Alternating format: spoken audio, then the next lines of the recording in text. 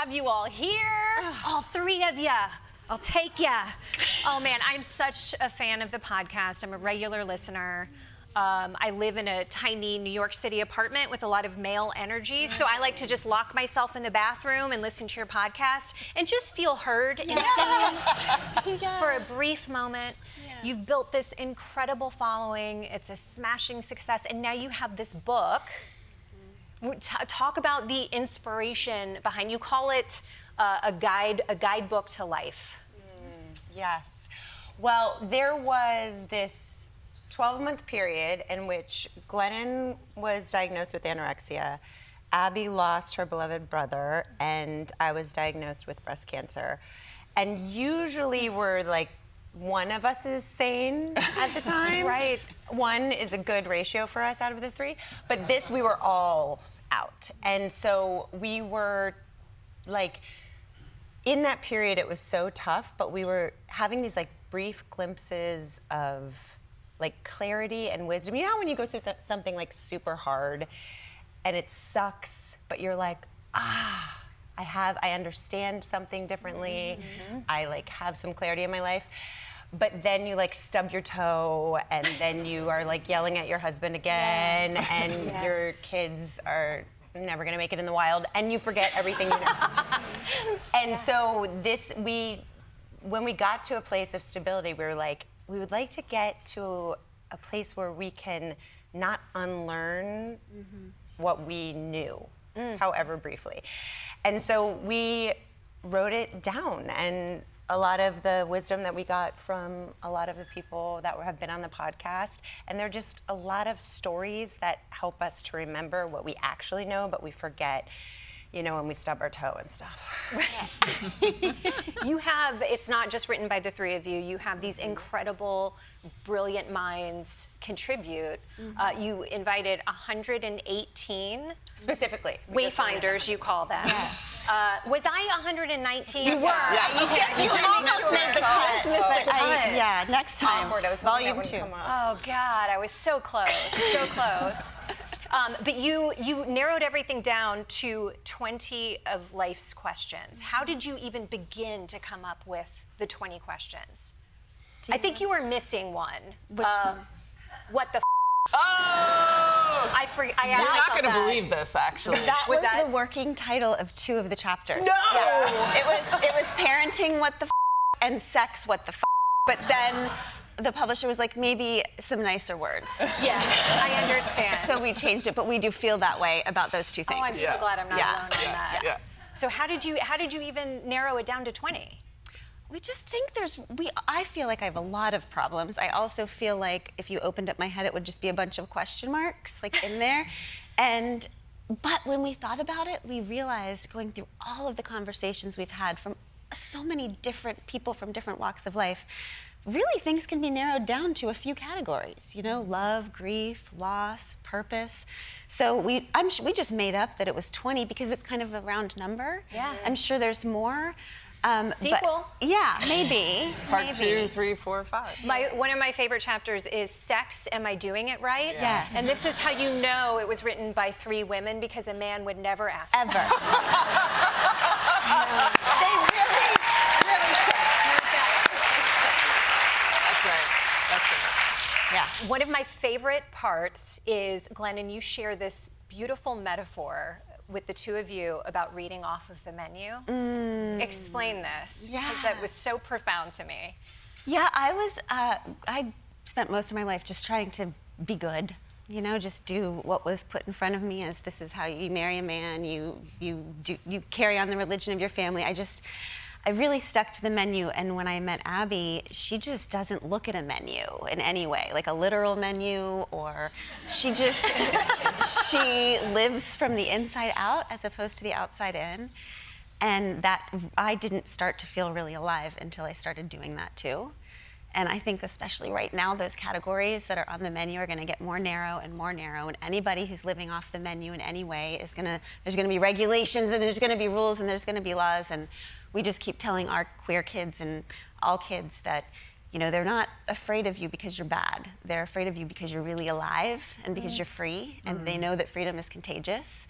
So I just want everybody to keep living off the menu and stick together, because it's going to be a tough time. But just like we brought people together in this book. The Wayfinders, we are at a time where we're very isolated and lonely, and we used to have campfires. We used to live intergenerationally. We had wisdom that we could gather from each other, and I just think it's a time not for self-help, but for collective wisdom, where we learn from each other. Good. Yes.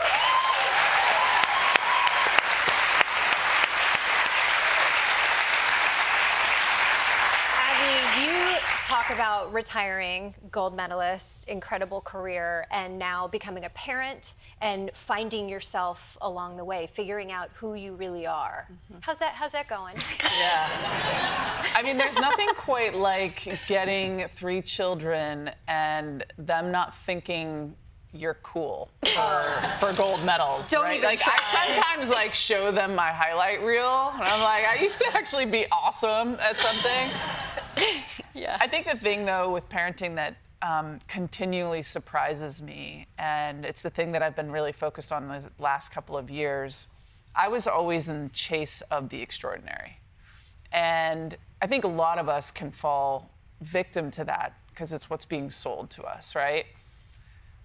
There is no there. I have reached the top of the mountain.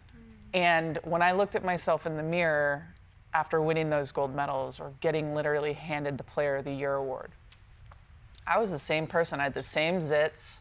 I had the same problems. And yeah, it's something, a notch in the belt, but at the end of the day, it didn't totally fulfill me. And I've been really focused over the last few years on really just building and developing an ordinary life. And it allows me more access to the moments like this where extraordinary comes in, and I get to totally fully embody it and experience it, because I know that the thing that I'm building at home with our family and our children, that is the thing that brings me the most joy. And parenting's a doozy. Nobody knows what they're doing. Ooh. Yes.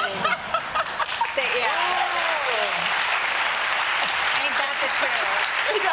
Although you do have a parenting chapter in here, which I have perused. I found myself doing that this morning when I lost my shit a few times. Yes. We'll talk about that later. Amanda, you have been so open and honest about your breast cancer diagnosis and your recovery.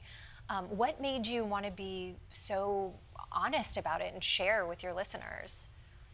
I feel like it's sort of the same reason we share everything that we share. I feel like we're all having struggles in our lives, and we think they're personal failings. We think if we're struggling at work or in our families or with a health thing, it's this private shame that we have because we don't talk about it with each other. We don't realize that when we talk to each other about it, that kind of private struggle becomes revealed. It's just a universal condition. Yeah. And for me, I guess, I really believe that if we're able to share, whether with friends or family or, with several million people on a podcast or a book, that we will see that the things we think are private failings are not, and we can move out of shame and into solution. And if not solution, at least solidarity, at least that also me. And so that's how I feel about sharing everything. And for the breast cancer specifically, women need to know the truth about their bodies. And I feel like we live in this world where it's there's all kinds of talk about breasts all the time, but we don't know actually about our breasts. We don't know what we need to know about our own health, and that is gatekept from us. And so when you gatekeep information, you lose actual wisdom. And so my desire to share about my experience was to actually try to connect with people who are going through that and try to give them information that can help save their lives. And and also, If you don't know the density of your breasts, find out. If you have extremely dense breasts, do not just settle for a mammogram, demand an MRI. Yes. Yeah. There you go. We did it. Yeah. Good job, everyone. It's so important to share that. She's actually, her sharing this on the podcast has actually saved people's lives. A lot of people have gone and actually done this extra testing, and people have found things that they never would have otherwise found. Oh, that's It's really, really special. beyond